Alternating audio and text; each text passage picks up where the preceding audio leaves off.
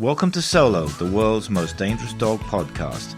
Join Solo and his long-suffering family in various misadventures about the trouble the best dog in the world can cause. Read by J.R.R. Langley and adapted from the Adventures of Solo books. In this episode, Solo rides the bus. Solo decides he is in desperate need of ice cream.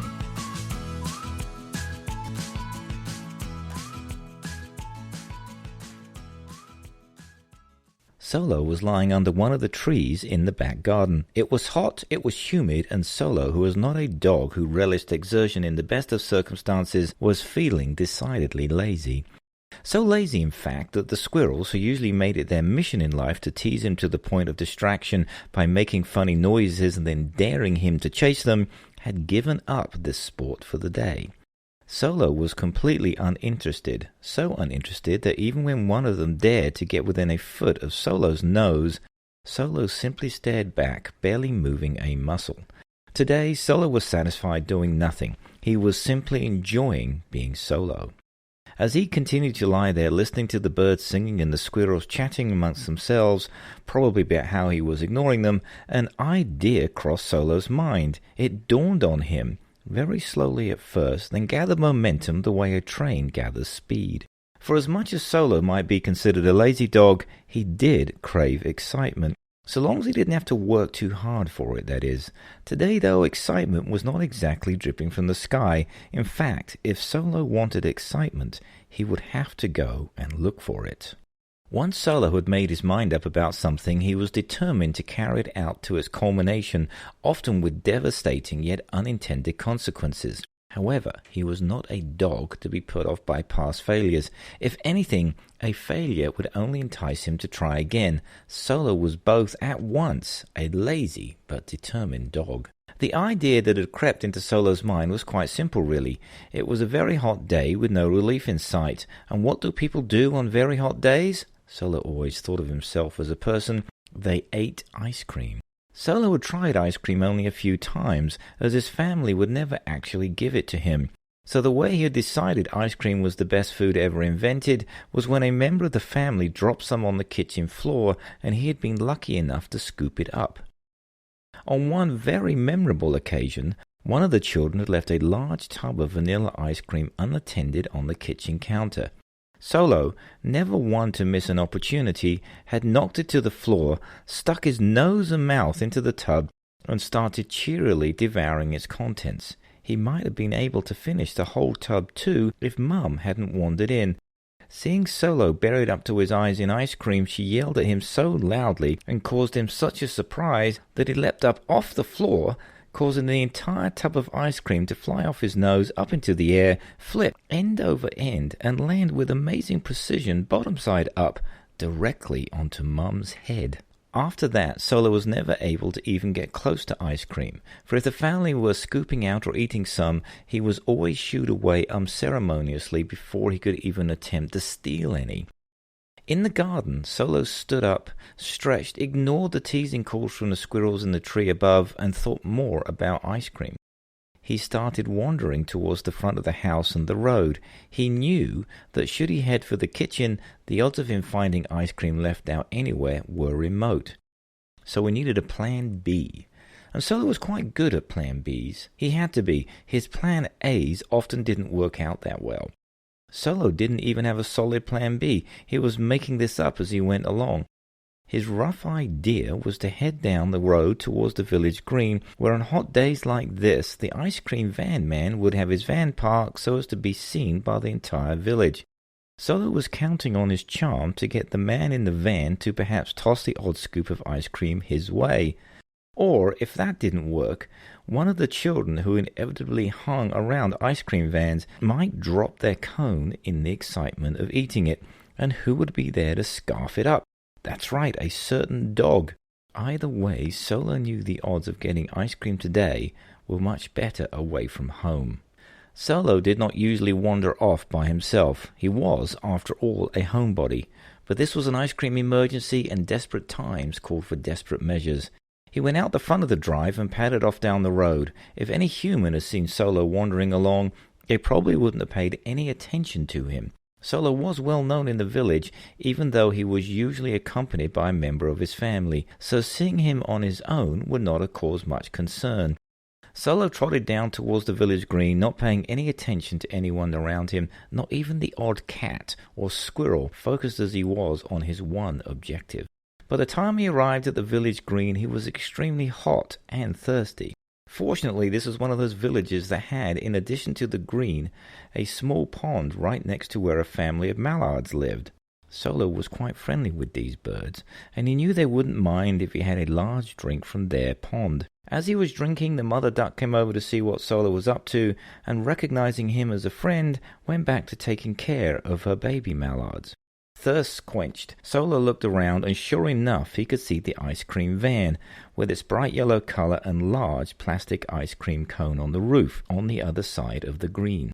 He sauntered over, all the while looking at the ground to see if a careless human had dropped some of the delicious food.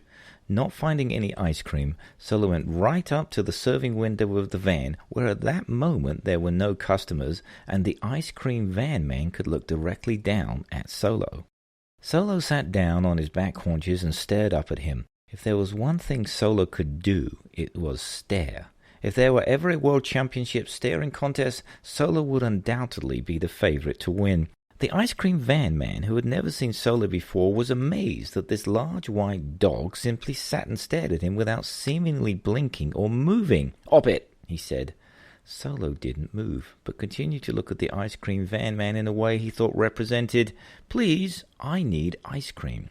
The ice cream van man didn't buy into Solo's look whatsoever. "I said beat it." Solo didn't move. "What is it?" said a female voice from inside the van. "There's this dog just staring at me and he won't go away and he's beginning to creep me out," said the man. "What?" said the female voice. Soon a large woman with a round face stood by the man in the serving window and looked directly at Solo. "Well, I never," she said. "I wonder what he wants."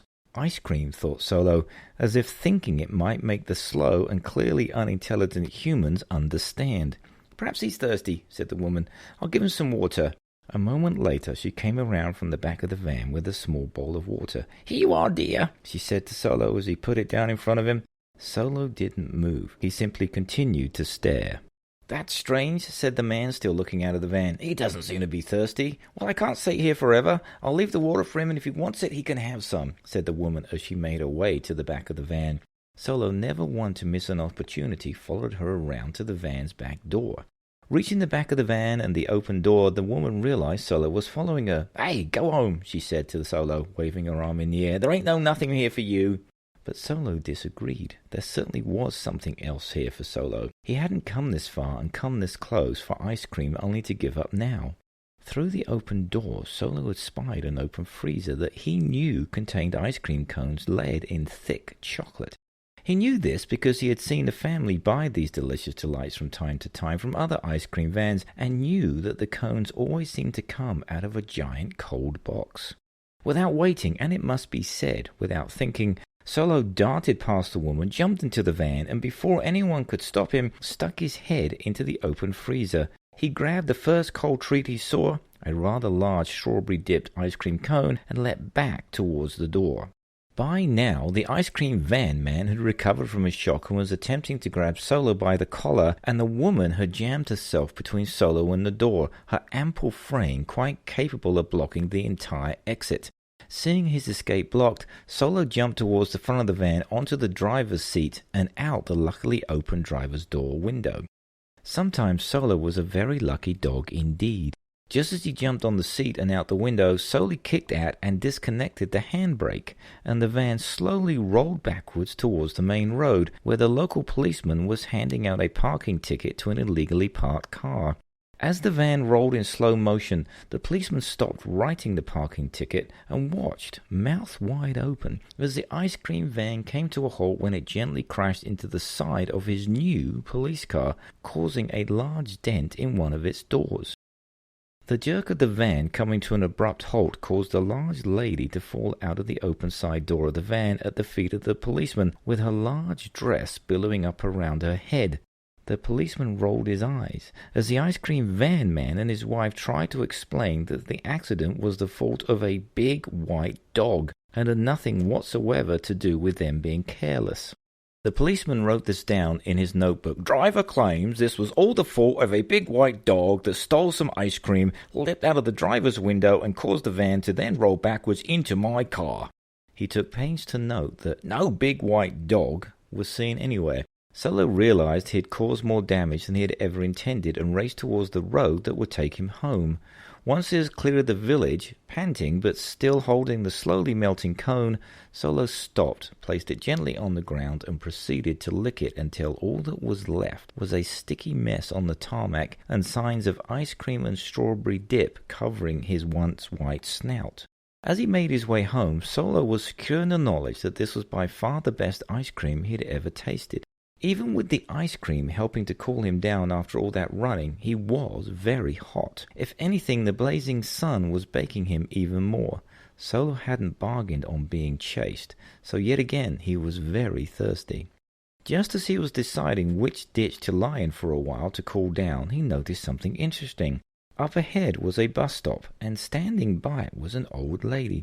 Solo knew that buses would allow dogs on, provided that a human accompanied them, and this knowledge gave Solo his second excellent idea for the day, which it must be said was some kind of record for Solo. As nonchalantly as he could, Solo sauntered up towards the old lady, who was somewhat unsteadily hanging on to the bus stop pole for support. She didn't notice Solo until he was standing right next to her. "Oh, hello," she said. "Where did you come from?" She patted Solo on the head, and he wagged his tail approvingly. "What have you got all over your nose? Let me get that off for you." She reached into her purse and pulled out an old-fashioned handkerchief and wiped Solo clean. This was the sight that greeted the bus driver as he pulled up to the stop, an old lady with her dog. He pushed the button that opened the front door, and the old lady, ever so slowly and with great care, climbed on. Quite naturally, Solo got on after her. The driver, used to driving eccentric old ladies between the villages on his route, watched as Solo jumped up on a seat and sat next to a window that a previous passenger had left open. He stuck his head out, attempting to look as natural as possible. The driver was about to say something to the old lady, but then thought better of it, as he had learned the hard way that old ladies are not as innocent as they might seem. More than once he had been threatened with an umbrella for asking an old lady the wrong question. So the driver shrugged, and off they went. Solo was in seventh heaven, his head hanging out the window all the way to the edge of the village, where the driver pulled up at the next stop. Solo decided this was close enough and hopped off. The driver turned and asked the old lady, "Aren't you getting off too?" She shook her head. "Well, isn't that your dog?" asked the driver. "Never saw him before in my life," said the old lady. The driver watched Solo walk towards his house and disappear down the drive. Arriving back at his favorite spot under the kitchen table, Solo noticed that his family was going about their business as normal. As he had suspected, no one had even noticed him gone, which proved to him that not too long in the future he would surely be able to have more adventures away from the prying eyes of his unsuspecting family. You were listening to Solo Rides the Bus, written by J.R.R. Langley and read by the author. Solo Rides the Bus can be found in Solo Book 1. With illustrations by Stephanie Schultz and edited by Catherine Perkins, published by Heavy Media. Find this story and more in the books of Solo's adventures at Amazon.com and at solothedog.com. Ask for Solo at your favorite bookstore.